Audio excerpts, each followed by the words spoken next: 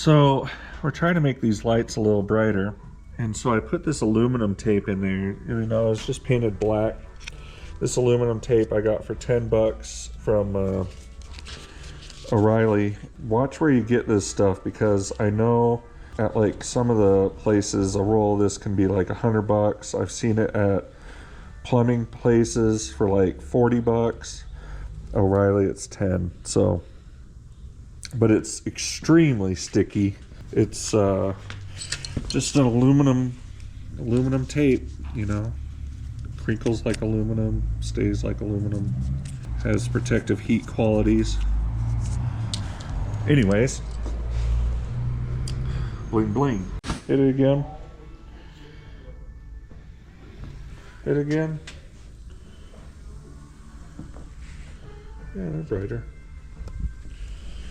Because the old ones kind of have a darkness to the end, and the other ones have kind of a brightness.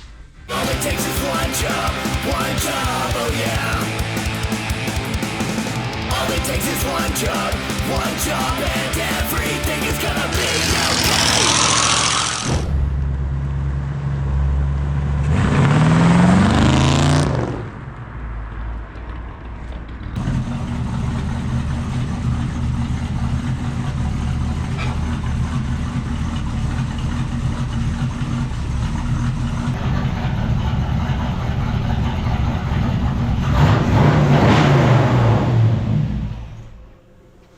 Such a nice car. I mean, I don't know. Like it's great. It doesn't pull to the right anymore. It feels really responsive. I mean, if he has any problems with this car, just give it to me. Give it to me. I can't even wear my boots in it.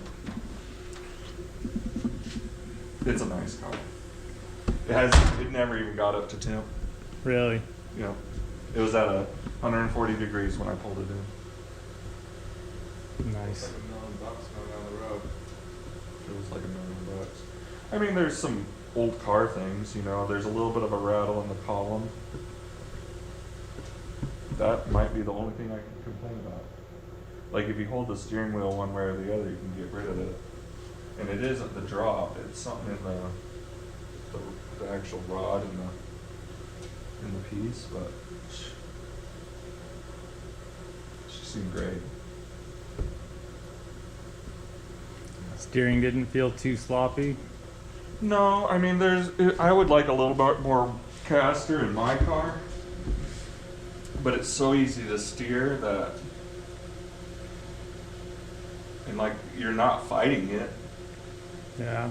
I wouldn't call it a highway car as much as an around town hot rod, but it seems really great. I do not know what this stuff is. Whatever it is, it dang near ruined this pan because you can't get it back off of here. Got Lou's car here, and it's been leaking oil. And so, look at that mess. How am I supposed to get all this stuff back off of here? And it didn't even work. It didn't even work. The pan was leaking.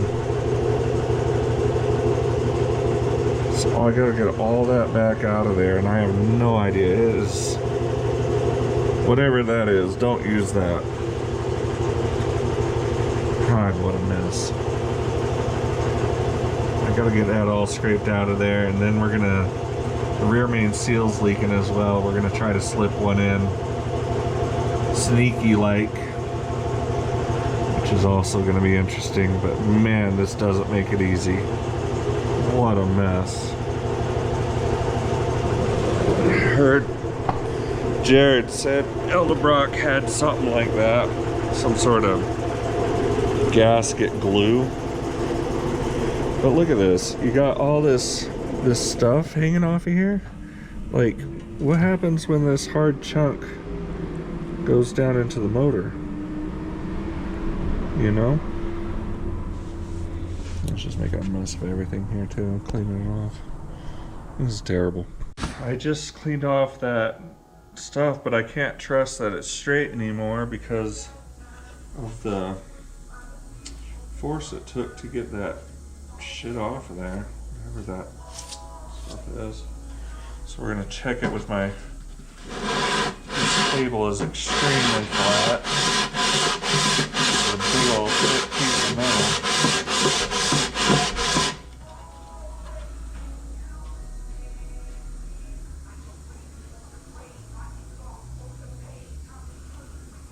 Yeah,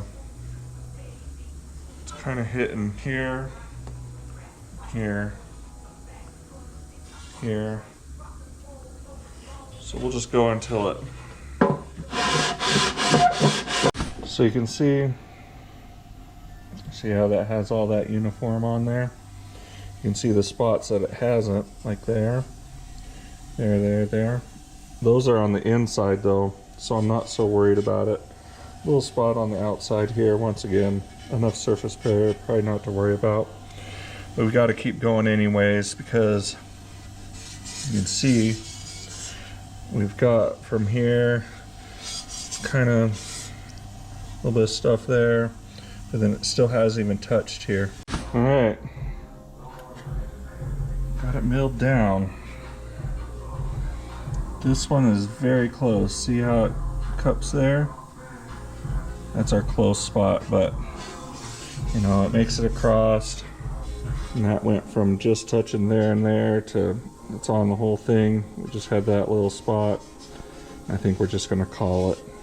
All right, we got our rear main off, and the seal doesn't look too bad, but we'll replace it while we're here. And I got two different ones from Felpro. They both say they're the right ones, so that's fun. And I'm going to try to guess which one looks more like what we have in here, even though what we have in here might be the problem, you know what I mean? So we're just winging it like a little bird. What I'm going to try to do is show you what you want to see, which is put this seal through while oil drips on me. We're going to try to slide out the other one first. Right, here's our old one. There she is. Came right on out. Okay. Alright, this guy goes in here to kind of dam the oil, so he goes towards your bearing. Swirl him right around.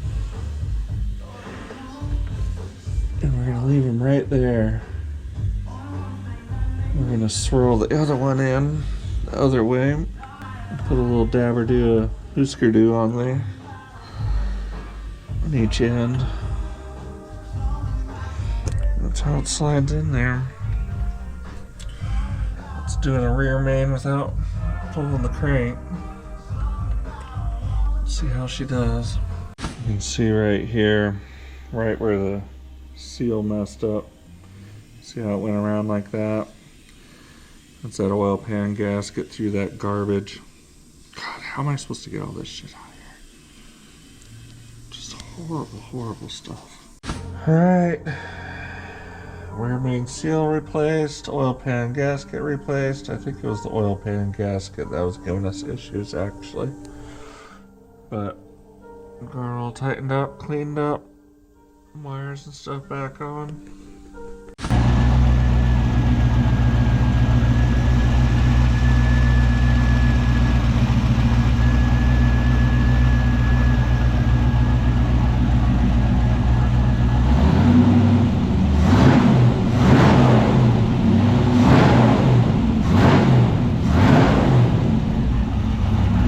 So this is my old school, this is my grandpa's vacuum gauge. And it was actually on the dash of my 71 Dodge for most of my life, until I robbed it for tuning things. So you're a third generation carb tuner? Yeah, my grandpa was ultra nerdy though, in the opposite direction. I'm trying to make things faster. He was trying to get the best gas mileage possible. And that's why he drove with it. So he would wait. You wouldn't go any faster than... Oh yeah. then And so Green. you had to keep it above like 10 on your vacuum. Like he wasn't gonna go any more throttle than that. But a lot of stock motors, they'll idle kind of in this range around 20.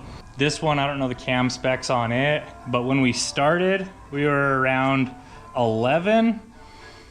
And what you want to do is with the motor warmed up, you want to adjust your screws out to where you know it's running a little bit on the rich side, and then draw it in from rich and just come in a quarter of a turn until you start to see the vacuum come up. And after your vacuum will max out, and then there will be a plateau where like the screws don't really do much in that range. You want to back it off to right where you're on the rich side of max vacuum, and it runs a lot better now. So we started around 11, we've got it up to about 14, and got good throttle response, and it's good. And the tow truck's here. It's time for it to go home. Time for old Lou to enjoy it.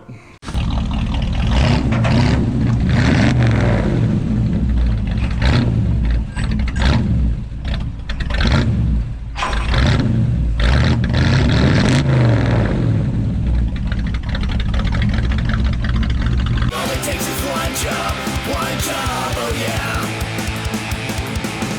All it takes is one job, and everything is gonna be